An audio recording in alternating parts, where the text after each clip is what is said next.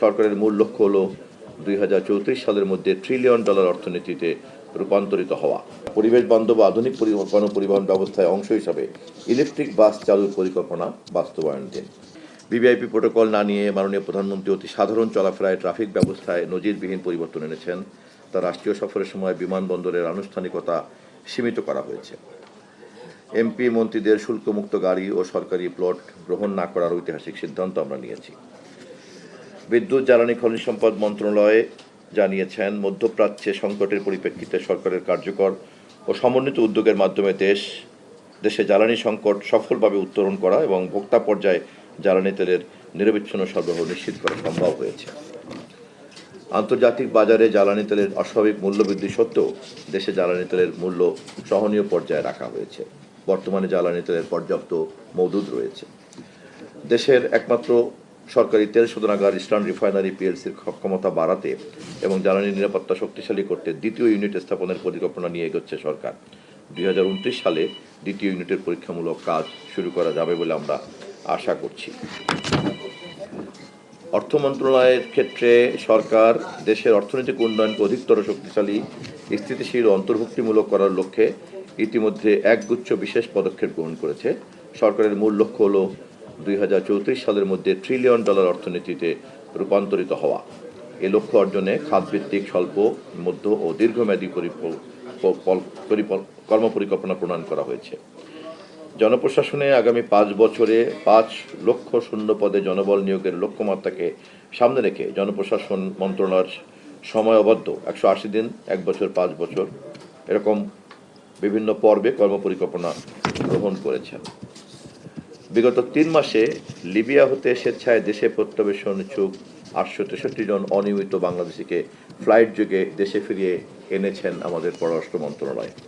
মধ্যপ্রাচ্যে চলমান সংঘাত পরিস্থিতির প্রেক্ষাপটে ইরান থেকে এখন পর্যন্ত প্রায় 200 জন বাংলাদেশ নাগরিককে সফলভাবে বাংলাদেশে তারা প্রত্যাবর্তন করিয়েছেন।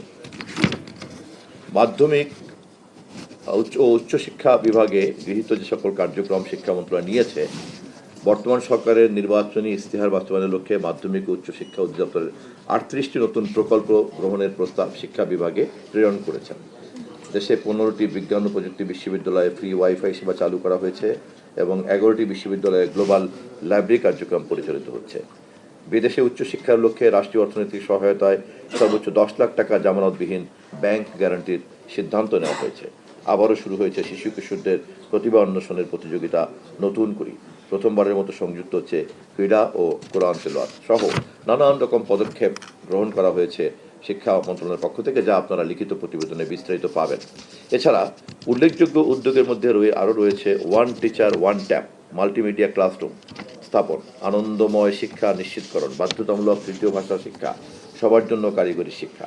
আগামী জুলাই থেকে সরকারি প্রাথমিক বিদ্যালয়ের শিক্ষার্থীদের মাঝে বিনামূল্যে স্কুল ড্রেস, জুতা ও পাঠের ব্যাগ বিতরণের পাইলট কার্যক্রম শুরু করার ঘোষণা দেওয়া হয়েছে। প্রাথমিকভাবে দেশের প্রতিটি উপজেলার 2টি বিদ্যালয়ের প্রথম শ্রেণীর শিক্ষার্থীরা এই সুবিধা পাবেন।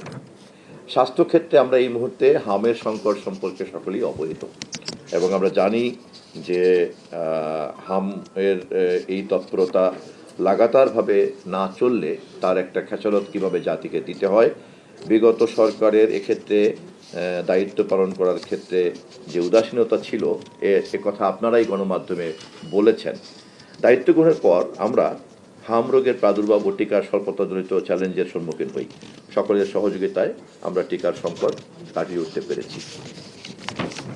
এটা খুবই দুঃখজনক যে হামের এই মৃত্যু আমাদেরকে শিখিয়ে দিয়েছে যে দায়িত্বহীনতা আজকে যদি আমি দেখাই তাহলে আগামীকাল বা পরশু তার কি খেসারত জাতিকে দিতে হয়। হাম আক্রান্ত ও ঝুঁকিপূর্ণ শিশুদের ভিটামিনে খাওয়ানো হচ্ছে। ভিটামিন A+ ক্যাম্পেইন দ্রুত বাস্তবায়ন করার জন্য ক্রয় প্রক্রিয়া চলমান। ইউনিসেফ 10ই জুনের মধ্যে ভিটামিন A ক্যাপসুল নিয়ে আসবে। 2,24 লক্ষ ভিটামিন A ক্যাপসুল ও 40 লক্ষ ভিটামিন A ক্যাপসুল দ্রুত এসে পৌঁছাবে।